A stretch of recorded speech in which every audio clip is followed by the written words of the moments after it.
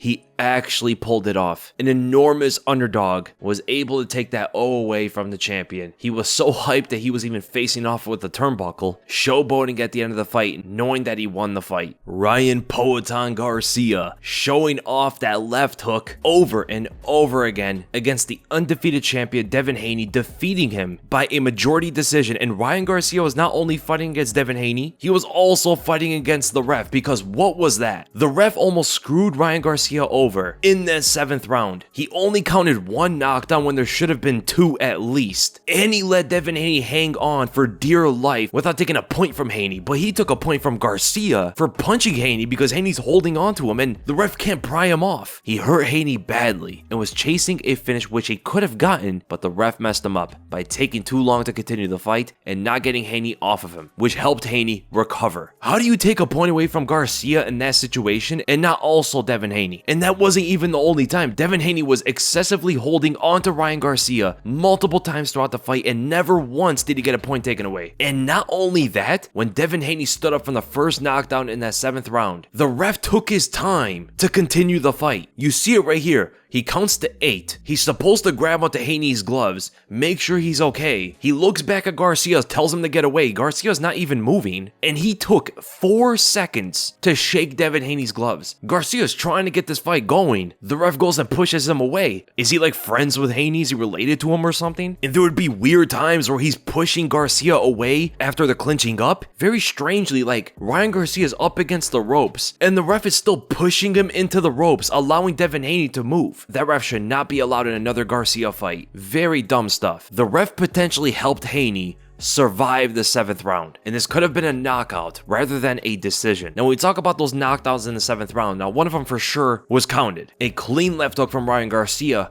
putting together the combination I'm going to be talking about right after this. It's the same combination he caught Devin Haney with multiple times throughout this fight and hurt him every time he landed. So the second time Devin Haney falls, so Haney's backed up to the ropes and he's trying to land a big left hook and overswings it as Garcia ducks. It looks like he may try to land with the left hand. It's hard to really tell from here, but the angle of his arm shows that he would not be able to land his punch on the head, but was looking to land the right overhand as Devin Haney is losing balance from the left hook that he threw, and Garcia lands his right hand on the shoulder. Devin Haney stumbling forward as he's grabbing onto Garcia and he falls to his knees. This is quite different than the 3rd time. Even from the way that he falls is very different, right? In this sequence, he kind of just falls to his knees, but in the 3rd time, it's much different. This was not a knockdown. Ryan Garcia did not hit him with really anything here, and it does look like Devin Haney falls without getting hit. But the 3rd time was 100% a knockdown, as there was a right hand from Ryan Garcia that lands on Devin Haney right before he grabs onto Garcia, falling to the ground. This right hook, Garcia pinpoints the shot precisely. Bam! Right there lands behind the ear of Devin Haney, glances off of it. Good shot from Ryan Garcia. Haney's grabbing onto the single leg and falls to the ground when Garcia moves backwards because Devin Haney's on wobbly legs from the punch. But this did not get counted. It should have been 2 knockdowns in that 7th round for Ryan Garcia. But overall, Garcia's speed advantage was very apparent. I mean, he was landing 1-2s from a distance, and Devin Haney was not able to react to them well at all. In fact, the jab that starts up the combination wasn't even seen from Devin Haney. We can look at this example right here. Jab to the face, Haney's hands and head did not move anywhere. Did not see the jab whatsoever. And then the right straight through the guard before Devin Haney was able to block. Then we look at this sequence in the 10th round. Ryan Garcia tricks Devin Haney a little bit before he throws the 1-2. He opens up his hands and makes it look like he's gonna collide them together, as boxers do this sometimes, right? They hit their gloves together before they engage their opponent. But Garcia, as he was about to touch his gloves together, he throws out the jab from distance and again lands on Devin Haney without Haney even reacting to it at all. That's an incredibly fast jab. Full extension, good form. Only thing really missing in this is him picking up his right hand as he's throwing it just to defensively counteract any potential punch from Devin Haney. But he was so confident this would land again, he didn't really need it. And then again throws down the right straight through the center of the guard. Perfect precision as Devin Haney's moving back into the corner, and he drops his hands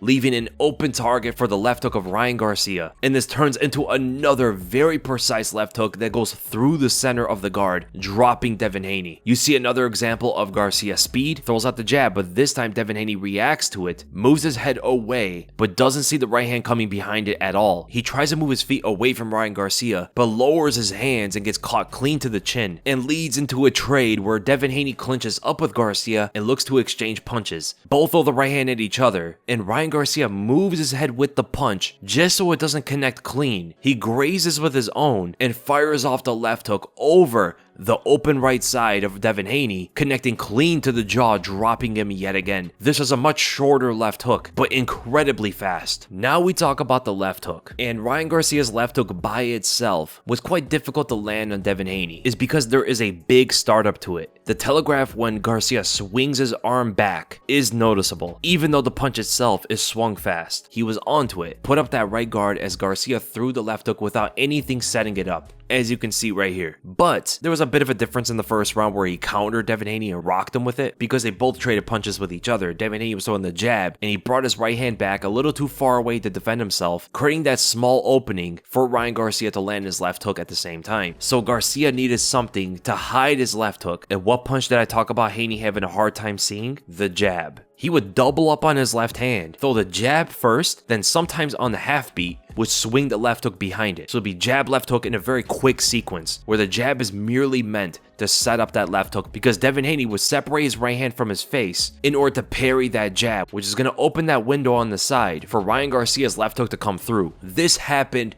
so many times throughout this fight, and almost every single time Devin Haney would open up his right guard for the most powerful and confident punch that Ryan Garcia is known for. Now at the end of it all, of course Ryan Garcia missed weight, and it's the biggest blunder from his approach to the fight. You gotta make weight no matter who you are. It's very unprofessional, and it does give you a sort of advantage if you are 3 pounds overweight. That much is very true. And maybe some people point out the back of the head shots whenever they clinched up from Ryan Garcia, but some of those back of the head shots were as Devin Haney was moving. Garcia is originally targeting to punch around the guard of Haney, but Haney's moving his head forward. Right, he's walking forward, which is going to cause the angle of that punch to hit the back of his head. Now, there were some moments throughout the fight that did look like a blatant back of the head shot, but there were other times where Devin Haney caused that to happen. During the clinch and Garcia's throwing his right hand, Devin Haney's not moving anywhere this time, staying in place, and the punch hits the back of his head. But at the end of the day, a great performance by Ryan Garcia. He was an enormous underdog going into it, and he pulled off the impossible. And shout out to Devin Haney, he took the loss very well, at least from what I know of. I haven't checked up any interviews, but after the fight, Devin Haney wasn't talking about a robbery. He wasn't talking about how he should have won or any of that sort of stuff. The referee was on his side in this fight, and still there was no way he should have won. At the very least, in the worst case scenario, it would be a draw. But Ryan Garcia absolutely won this fight. So I hope you guys enjoyed the breakdown. If you did, make sure to give this a thumbs up. If you enjoyed my content, make sure to subscribe, hit the bell for notifications, and I'll see you guys in the next video.